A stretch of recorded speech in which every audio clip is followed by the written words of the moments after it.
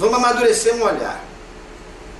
Ponta, a crista do dente, da coroa, cervical do dente. Se você fizer uma linha imaginária aqui, ó, ele vai abrindo para lá. Na realidade ele deveria estar assim, ó, vertical. E o lugar dele deveria ser no lugar onde está o outro. E ele daqui, ele mesializou, fechou o espaço do canino. Aí dinheiro bom para ortodontia, né? Provocado porque cárie. Por quê? Porque extraiu o dente. Por quê? Porque foi lá para trás razões que a própria razão desconhece e manter a boca suja. Eu já mandei um vídeo para vocês sobre isso.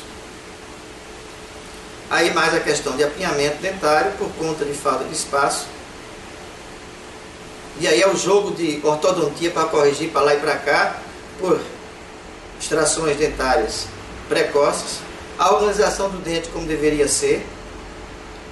Nós temos aqui 3 tipos de mordida.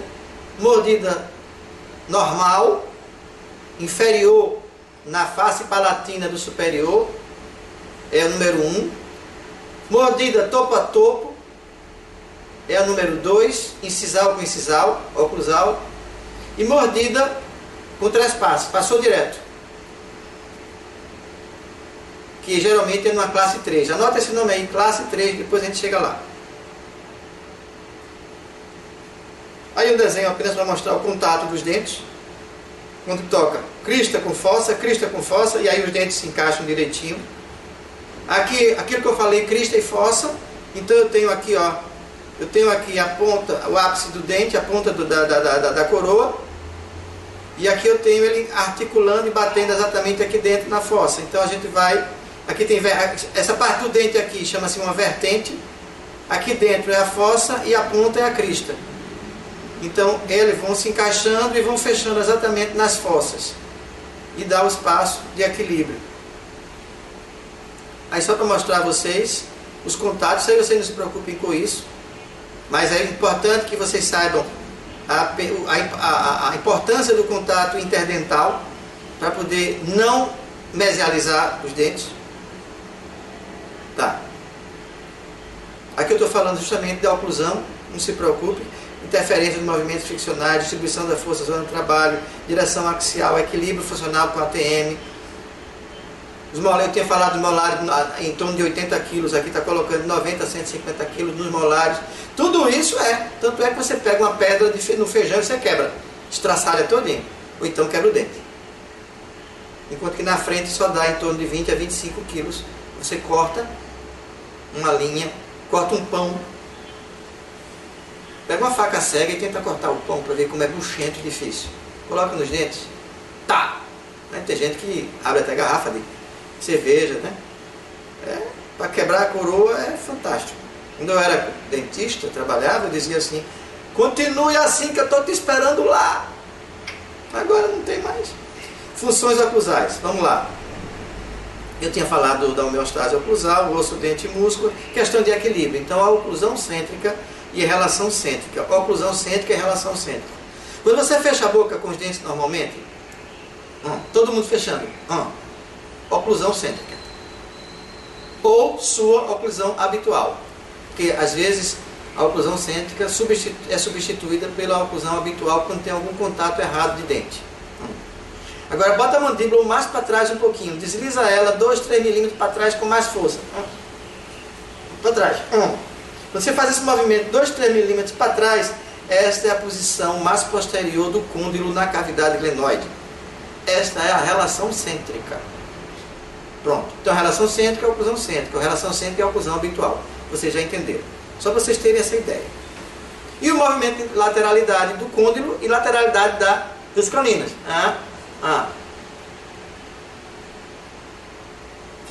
Quando você puxa, repara, quando você bota lateralidade lado direito, área de trabalho, foi o canino que veio.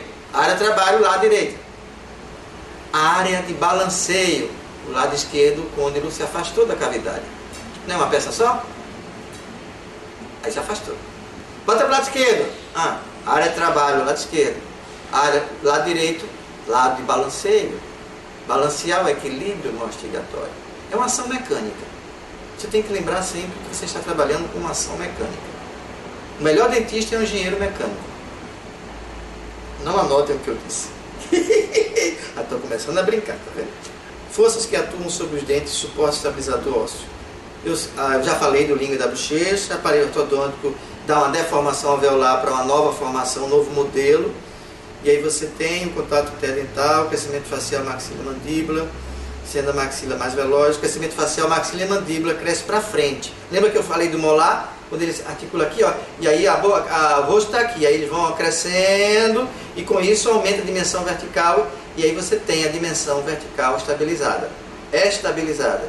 Então a maxila e a mandíbula eles crescem para frente, sendo a maxila mais veloz do que a mandíbula. O que é que acontece? Tom. Então a maxila fica sempre por fora. Essa é a classe 1 normal.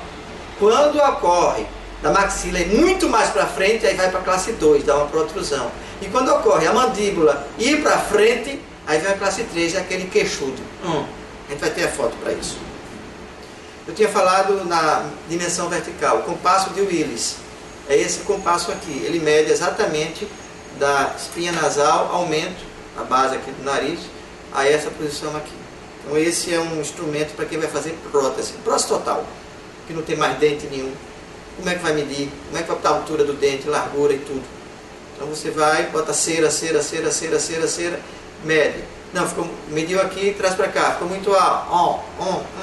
Fecha, encaixou certinho, essa é a altura da dimensão vertical. Agora vamos distribuir o arco lateral, aí vê o tamanho e largura de dente. No mercado tem vários tipos de dentes para fazer exatamente isso. E eu trouxe também o bambambam da riqueza da odontologia, que todo mundo diz que quer fazer. O famoso, ou famigerado, implante dental. Minha pergunta é: se o tecido gengival inflamado provocou a periodontite e absorveu o osso alveolar, o dente ficou mole e extraído. A pessoa não teve cuidado nenhum com higiene e perdeu o dente. Como é que vai colocar um pino dentro do osso? Não é mais osso alveolar não, agora é osso da maxila ou osso da mandíbula. Dentro do osso, que não vai haver ligação, não vai ter cimento nem ligação de ligamento, nada ali não. Vai ser uma solução de continuidade o tempo todo. Quem garante que aqui não vai ser uma infecção que a pessoa vai fazer agora? A higiene bucal. Está aqui. Essa é a minha pergunta, sempre foi desde a faculdade e vai continuar sendo até o futuro, porque vocês só vão ver os sucessos. Insucesso de implante vocês não vão ver. E a culpa sempre cai nas costas do paciente. Sem comentários. Aqui um dente extranumerário, dente a mais. Outro dente extranumerário. Vejam que eu tenho aqui o central. O central teve uma cúspide extra. Aqui é um descido e aqui veio o lateral. Vê que confusão. Teria que ter saído desse lado, esse tecido. O lateral vem para cá e esse central ele tem uma cúspide interna. Aqui está uma alteração total. Tem que ver na raio-x como é que está isso aí por dentro. Sensibilidade dentinária, presença de sensibilidade dentinária, tamanho, dentina primária. Dentina primária e secundária é interessante vocês entenderem. Quando o dente fica cariado, tem até uma imagem para mostrar a vocês. O tecido fica mole, porque apodreceu aquele tecido. As bactérias ali tiraram o cálcio, ficou só a dentina. Fica doído e tudo mais. O dentista vai, arranca aquilo ali pouco, respeitando a distância da polpa, coloca uma prevenção para poder a polpa se reagir. E aí vem uma dentina secundária. A primária foi constituída normalmente e a secundária é uma proteção. E aí, ó, isso preto no dente não é cárie. No passado, essa senhorinha, que tirou essa foto foi eu sei que é uma senhorinha. Veja que dente rígido, que dente limpo, que dente... Como é que ela tinha esse dente desse jeito e os outros todos foram destruídos? Simplesmente. Não tinha higiene bucal. E esse canino ficou. Ele tinha uma cárie aqui. Como acabou o contato dos outros dentes, a cárie sofreu uma dentina secundária, escureceu e ali não tem mais cárie. Endureceu, faltou a ficar rígido e preto. Preto porque a dentina secundária fica escurecida. Vou mostrar outra foto. Não. Aí, ó. Veja aqui nesse segundo molar. Veja, aqui foi feita uma restauração, a restauração caiu, não segurou por problemas técnicos. A restauração caiu e ficou a dentina exposta, exposta, exposta, e ela escureceu. Aqui não tem mais cárie. Se deixar assim, não tem problema nenhum. Não vai aumentar nada. Olha aqui, essa situação também está preto, está preto, está preto. A cavidade é tão grande que passou a limpar, limpar, limpar, limpar e calcificou de novo. Não tem mais cárie. É dentina secundária. Aqui é diferente, ó. Aqui tem resto de comida. Mas aqui também é dentina secundária, mas tem resto de comida. Então aqui continua com cárie. A genesia dental, a ausência de... Aqui não houve formação do dente da criança. Então esse canino aqui, a tendência é ir saindo, saindo, saindo, se não houver uma compensação. Eu tinha falado das forças, primeiro molar permanente, então está aqui, da chave de oclusão. E a força que eu tenho, esses dois homens empurrando para um lado e para o outro. Força da língua, a parte interna, força dos lábios, a parte externa, para manter o dente estabilizado. Então eu falei também sobre a chave de Young, e agora a foto. Vocês lembram que eu falei de crista, eu falei de vertente, eu falei de fossa. Então vamos fazer o seguinte.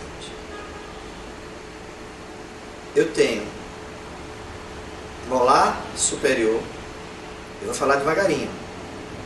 Molar inferior. Segundo premolar superior. Aqui eles fazem uma articulação.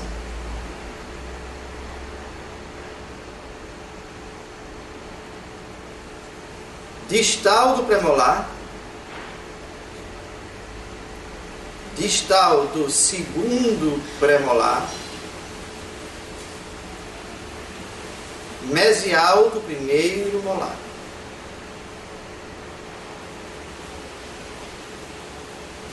Vertente distal do segundo premolar articula com a vertente mesial do primeiro molar inferior.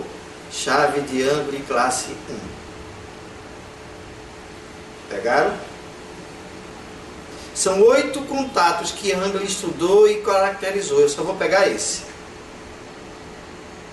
Os outros 7 vocês vão estudar quando estiver trabalhando ortodontia ou qualquer coisa. Aqui eu vou trabalhar este.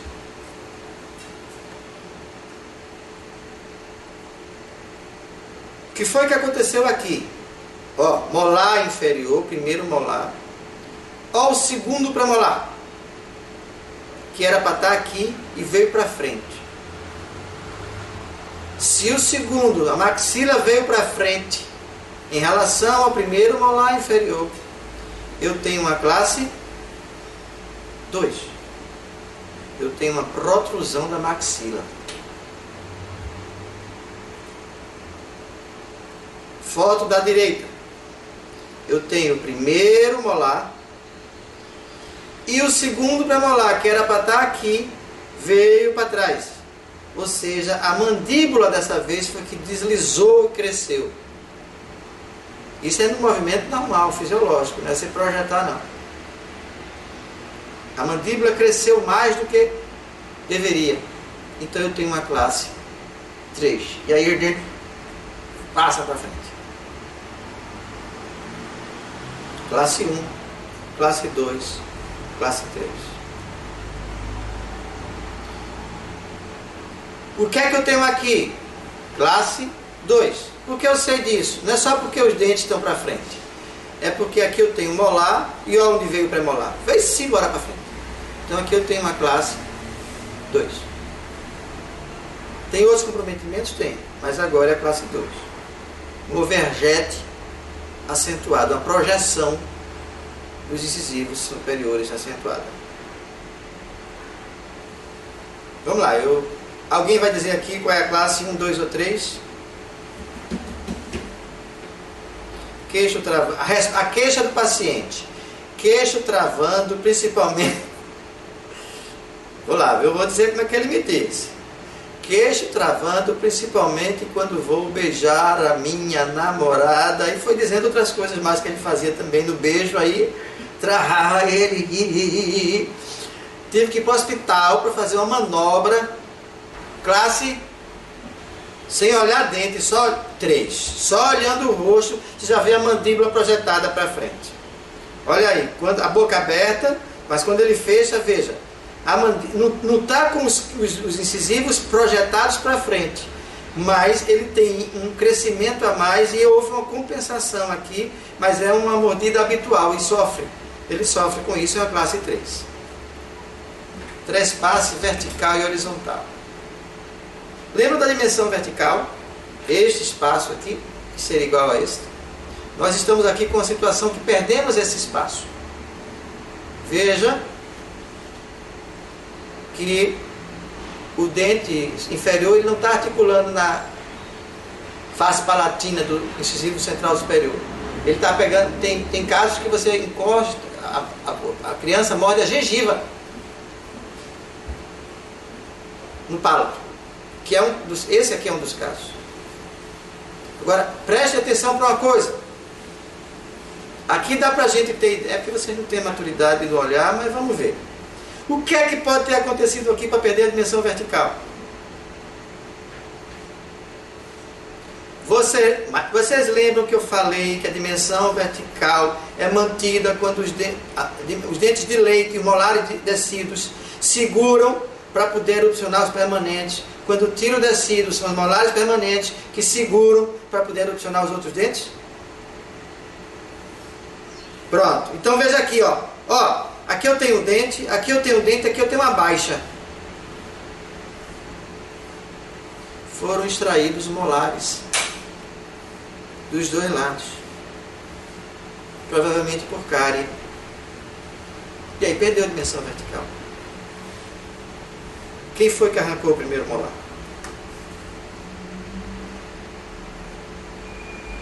Vocês entenderam que muitas vezes a extração de um dente, imposto de saúde, qualquer que seja, mas não tem outro jeito, está destruído, está aí. Mas olha aí, comprometeu a boca para o resto da vida. Perdeu a dimensão vertical.